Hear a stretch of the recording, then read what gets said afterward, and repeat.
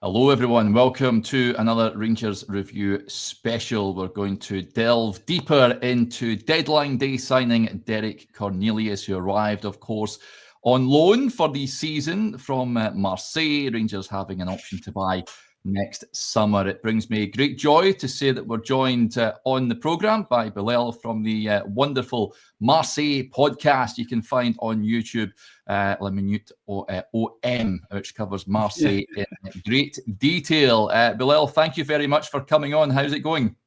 Oh, a little bit hard. I think like Rangers, the beginning of the season is not really as we expected.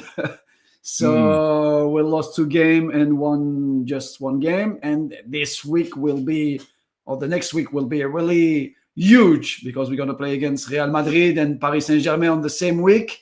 So we are a little bit scared about what's going to happen this season. But as you know, we are like Rangers. We've got a fantastic fans and supporter.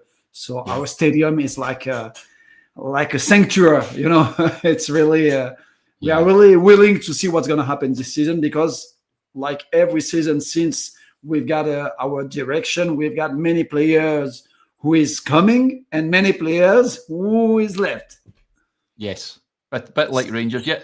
The Velodrome. I've been to the Velodrome once when the Euros were on. I think it was Poland and some other team were playing down there, and it was a fantastic atmosphere. I would love to go for a Marseille game. I've been to Marseille twice before. I actually went last year when Rangers played Nice, and we went to Marseille for the day, which was oh really?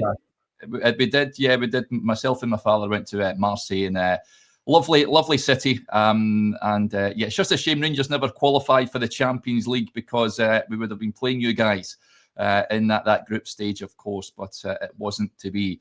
But yeah, it's great to have you on, Byllel. Like you, Rangers, massive club. So that's what Derek Cornelius is coming from, a team, very passionate fan base, to another club with a similar fan base and expectations, of course, as well. He only spent a season with you guys. Can you tell us a little bit about his season? Of course, he joined last summer. Marseille, he came on as a substitute, didn't he, against Lyon before the international break, and then headed over to Glasgow. But tell us a little bit about Derek Cornelius. So Derek, he was arrived in Marseille like in the middle of August, like a substitute because last year we recruited Lilian Brassier. So Derek Cornelius was the backup of Lilian Brassier. That's the purpose on the beginning of the season, but what was happening was totally different. That's the coach expected. Lilian Brassier was not really good in Marseille, so Derek Cornelius played like more than 20 games. We did not play the European Cup and the Champions League last year, so it means he played more than 60% of the game. It was... We can say it's a surprise because at the beginning, when Marseille bought a player less than 20 million for the supporter of the fan, it's just a substitute. It means he will play maybe some games when someone will injured or with a red card or something like that. So beginning the first game against Brest, it was the first game of the season because Leonardo Balerdi was not there because of red card the last season. And the first game, unfortunately for him, he made a penalty. He made a full, so penalty at the beginning, but we won 5-1. So Mason Greenwood made a huge game. Yeah. And Cornelius, he's playing. It's important to understand how Marseille played with Roberto De Zerbi. At the beginning, Roberto played with the 4 defender. Okay, so Cornelius was in the center back on the left. Okay, he's the left foot players, really left foot players, not with the 2 foot, really left. You need to understand this one.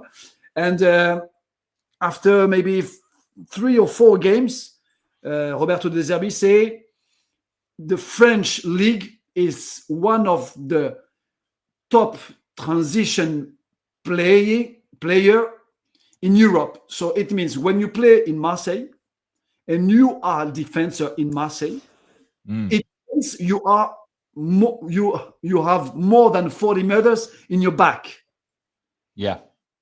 And with Roberto De Zerbi, a player like Derek Cornelius have to touch more than 80 balls in a game.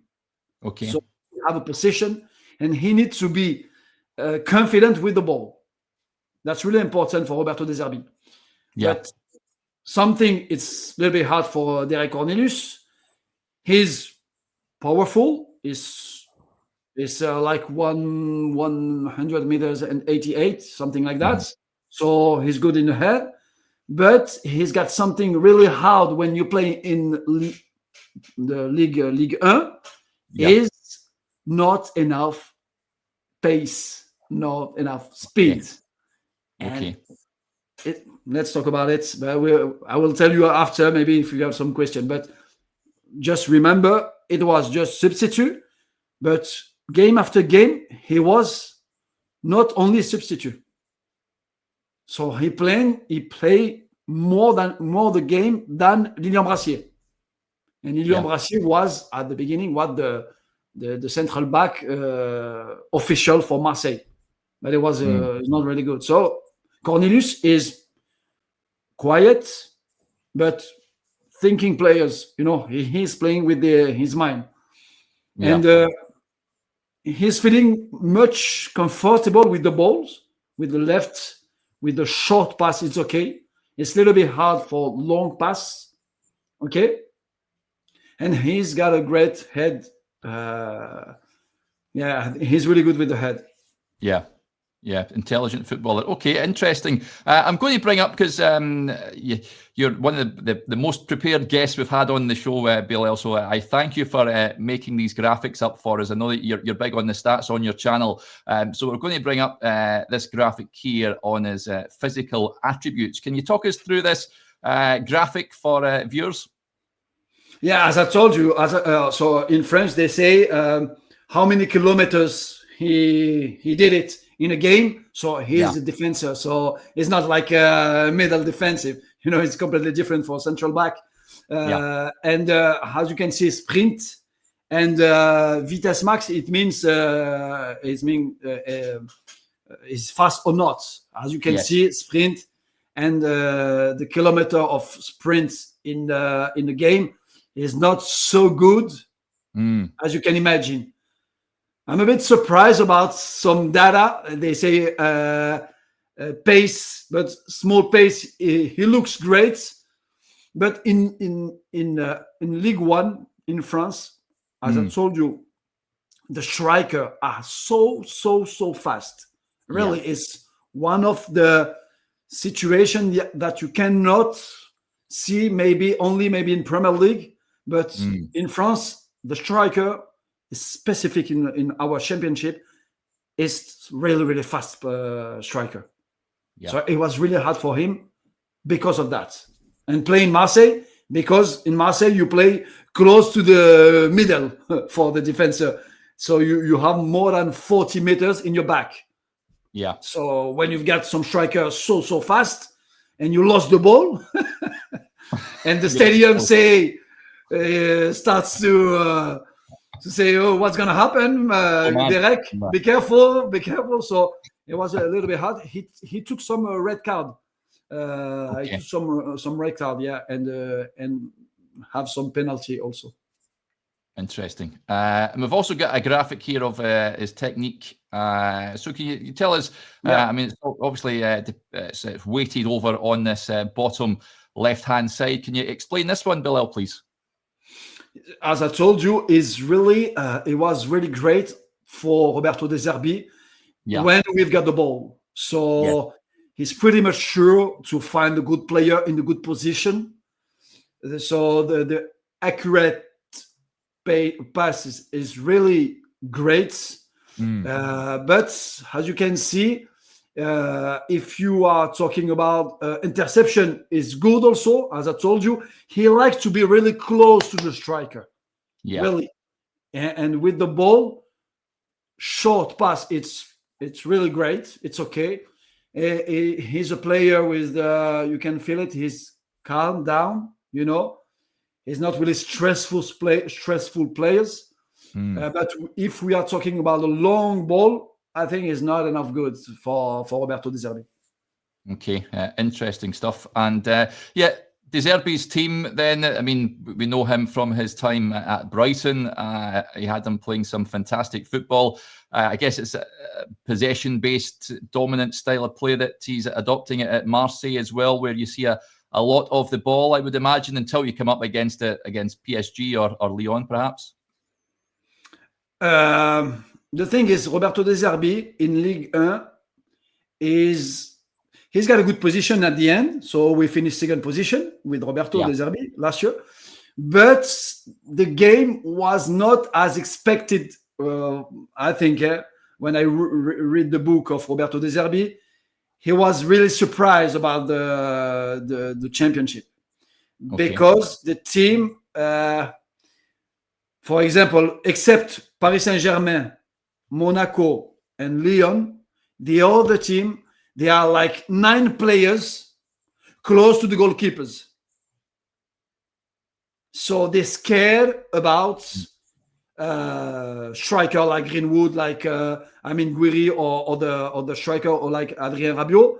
So they stay really close to goalkeeper, so defense not let you enough space, and counter-attack, they are so fast. So the position for Derek Cornelius and playing in Marseille, for me, it was the most difficult position maybe he knew in his professional career. Yeah. Because of this style of football of Roberto De Zerbi. So when you are defender and you've got like maybe some game, he touched more than 100 balls. Could you imagine for a central back defender, 100 balls? So it means you've got 80% of possession. 80% possession.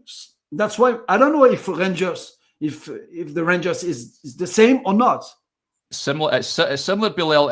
Russell Martinez came in, and the defenders are seeing a lot of the ball, much to the frustration of the fans, because the defenders are passing it amongst themselves, but the creative players in the final third are not seeing much of the ball. So that is a big bugbear of the supporters. They're getting very frustrated by his style of play. But yeah, I'd imagine Derek Cornelius will see a lot of the ball playing in a Russell Martin Rangers team. So it sounds pretty similar, the sort of play style, to what he will be getting himself immersed in at Rangers, I think. But how many players? What about the position? Do you play with 3 defenders or only 2 centre backs? Two centre backs, and the two inverted fullbacks, and it's usually Russell Martin likes to play a sort of 4-3-3, but he did change it up for the old firm, the Celtic game. He played a 4-2-3-1, but predominantly he has played the 4 centre backs, but they have been very exposed. They've been holding at a high line, and if they make a wrong pass, then they're exposed. And like you said about coming up against opposition, if they have fast strikers, then they can look a bit silly, and the opposition can get chances through on goal. So that is a concern. Certainly, if he doesn't have it, if he isn't blessed with pace, Byllel, that he could be in trouble, perhaps, if he loses the ball in the halfway line. Yeah, definitely. I'm a bit scared about what you say, because for me, his best position, that's what Roberto De Zerbi changed during the season, because he thought that in League One, with the transition position of the teams against Marseille, you need to have 3 defenders. Otherwise, and for me, the best position for Derek Cornelius, as he played in Canada for national team with 3 defenders. Yeah. So for me, his best position is 3 defenders. I don't know the paces of the striker in Scotland Championship. It's not quite League One, but I mean they've dropped points to some of the lowly teams in the division, so that is a concern. I mean, you said Marseille have not had the best of starts to the season. Rangers have had a really poor start. They've yet to win a game, so the knives are certainly out for the manager. But it's interesting that you said he suits at a 3, because there's been talk since he signed on deadline day that perhaps Russell Martin may move to a 3 because he has 2 centre backs. He doesn't have a natural left-sided centre-back, which Cornelius is, so perhaps he might look at adopting a back 3. That may be something that he might look to do. So, yeah, it's interesting that you say that he's more comfortable in a back 3. Did he get on with it? Did the Marseille fans, did they feel sad at him leaving? Or like you said, he was a pretty much a reserve centre-back, so they're not too bothered about him departing the club? That's a good question. I will tell you something. The last game against Lyon, he was one of the best players on the pitch, and I will explain you why. Yeah. Because we took a red card, so we played 10th against 11, and it's the best configuration for Derek Cornelius because we were not so high line. That's why he's feeling comfortable, and it was really good for this game. So when we knew that he's going to leave Marseille after the good game, so the fans say, thank you, Cornelius. You are like we are expected when you were transferred in Marseille. So you are a mid players, but when we needed you, you respond like the coach was expected. Yeah. So that's really important. You can account on him. That's really important. So for the fans, it's different like Léo Balerdi, or for example, now we bought Benjamin Pavard, Naïf Aguerd also, and Facundo Medina. So right now we've got really great defender because it was our problem last year. So we were the exposition of the defense was the lake for Roberto De Zerbi because he didn't find the solution between be so high in the line and control the ball. So he need a fastest defense to play in League One. So for the fans, they like Derek Cornelius. If you like may you ask for 1,000%, you will have maybe 50% who will say it was good players. It was nice to have him. And also, if he was staying in Marseille, it was good as backup. Yeah. I get your point. Is he good in the air at corners and set pieces, Byllel? Because he is a tall player? He's got a good physicality about him? He's really good in the air. Really. Yeah. But he didn't score in his goal last year. But I will tell you something why. Maybe last year it was the season I never seen in my life. It's been more than 30 years that I support Marseille. We've got like more than 125 corner kick. Okay. Yeah. Maybe more than 100. We scored just one goal.